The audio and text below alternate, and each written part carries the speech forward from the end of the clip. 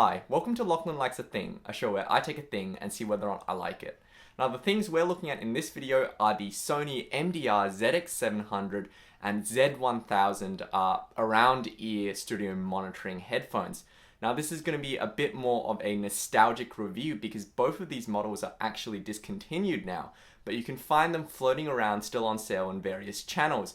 And in particular, the ZX700 or the ZX701iP, which is what I have in my hand here, you can find for some pretty amazing prices online.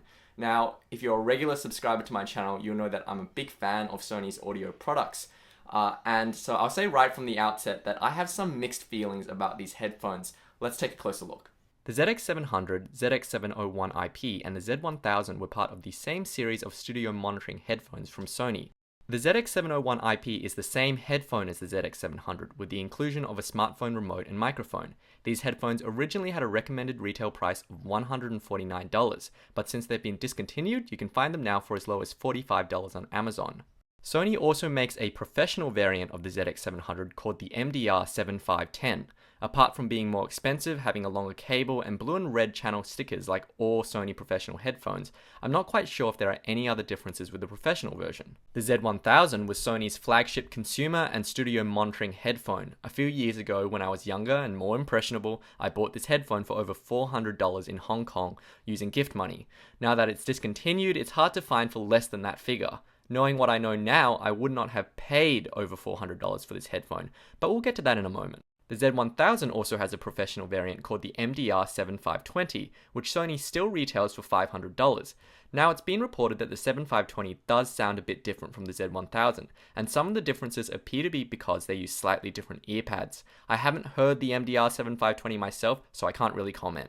The ZX701iP and Z1000 share the same basic design, and it's a really simple, practical, and well thought out design for a headphone intended for studio use. The ZX701iP, even though it's made of plastic, feels well built and solid, and easily trumps most $50 headphones on the market in terms of quality of materials. The headband has some nice supple synthetic leather, and you may recognize the headband design because it lives on in Sony's newer MDR-1R models. It allows for a good range of adjustment, and it's exactly the kind of sensible design you would want to see on a studio monitor. The ear pads on the 701 are also fairly soft and comfortable, but they are a little flat, which means that for some people, myself included, your ears may touch the inside of the headphone.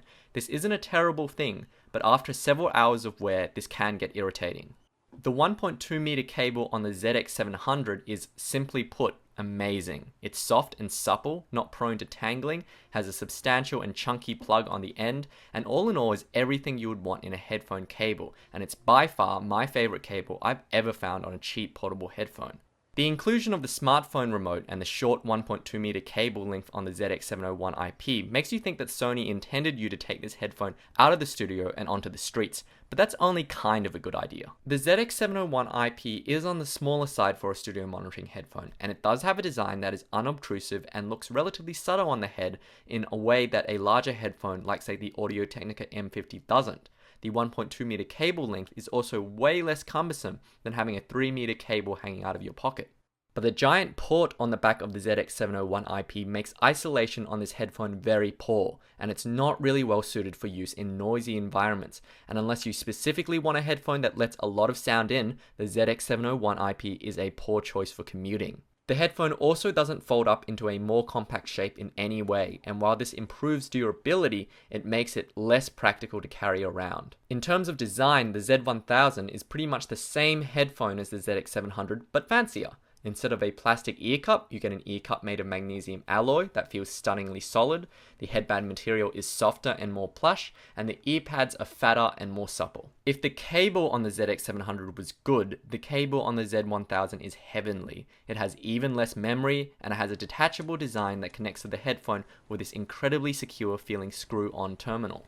Although the Z1000 has a pretty utilitarian kind of unassuming design to it, I think this is honestly one of the most well-built pair of Sony headphones, and alongside old flagship classics like the SA5000, the build quality on these headphones makes me kind of really miss the days of the really nice premium fit and finish you got on Sony audio products compared to some of the newer models like the MA900 and the MDR-1R. One key technical difference between the ZX700 and the Z1000 is that the Z1000 has a driver made of something Sony calls liquid crystal polymer, the same material used in the diaphragm of the MDR-1R. The two drivers look similar, but apparently liquid crystal polymer has a higher strength to weight ratio that makes it a better choice for headphone drivers. So these two headphones look the same, but do they sound the same? Well, here's where those mixed feelings that I mentioned earlier come in. Let me say first, the ZX700 is a great headphone. It sounds somewhat like a leaner Audio-Technica M50. It's a slightly warm sounding headphone that has a dry, slightly nasal tone to it that really helps female vocals sing. It's a wonderfully natural sounding headphone that sounds great with acoustic and slower tracks. The one weak point for this headphone, I would say, is that the bass is a little on the weaker side, not just in terms of quantity, but also in the way that bass notes can sound a little loose and unconvincing. The ZX700 is noticeably deficient in the sub-bass frequencies, and this contributes to the lean tone these headphones have. I don't enjoy the ZX700 nearly as much for bassier genres or electronic music. Now, at times, the ZX701 does lack a little definition, and in terms of sound staging, it can sound a little compressed at times. But I think at the original asking price for this headphone, that was more than forgivable, and at the current street prices for that headphone, that's basically negligible. Now, compared to the M50, I think the ZX701 makes a really good alternative to the M50 because it's basically comparable in most respects. It sounds like a leaner, a bit more of a drier version than the M50. Now, the M50 does have an advantage in that the bass on the M50 is still more visceral. There's still a lot more quantity to the bass, so overall it sounds a bit more tight and a bit more defined, but if you're willing to sacrifice a little in terms of bass definition to get a more portable package, the ZX700 and the 701 are really good choices. Moving on to the Z1000 though, what was forgivable on the ZX700 becomes less acceptable for a headphone of this price. The Z1000 sounds very similar to its cheaper sibling. It sounds slightly warmer, but at the same time the sound overall is a bit cleaner. But the bass still sounds loose and flabby, and while the soundstage on the Z1000 is cleaner and more defined, it's actually a bit more stuffy because of the warmer tone. At times it can sound honky and compressed compared to the leaner ZX700. Some people would describe this sound as euphonic. Now let me emphasize, the Z1000 is not a bad sounding headphone, and certainly it sounds good for acoustic or slower tracks. But it's certainly not the big jump up in audio quality that the price difference over the ZX700 would suggest. And this is sort of revealing because it tells you that once you have the basic kind of ear cup shape for a headphone and the basic driver design for the headphone, the same kind of internal volume and all those kind of parameters, what you actually make the headphone ear cup out of, what materials you make the driver diaphragm out of, don't always make a huge amount of difference. In fact, a lot of the differences between the sound of the ZX700 and the Z1000 seem to be due to the different shape of the earpads, and you can actually make one sound like the other by swapping the earpads. The Z1000's earpads are a different shape and have a smaller internal volume and a smaller opening, and this seems to have a more dramatic effect on the sound signature than the differences in the materials used in the Z1000. This isn't to say that the superior driver and magnesium alloy body don't make the Z1000 sound better, they do, but I would not say the price difference is justified unless you really fall in love with the Z1000's build quality, which is what I did when I first saw it. So, while the Z1000 is a masterclass in terms of flagship build quality from Sony, in terms of sound quality, I think at times it can just be a little bit underwhelming, and personally, it's a bit of a disappointment considering how much I paid for this headphone.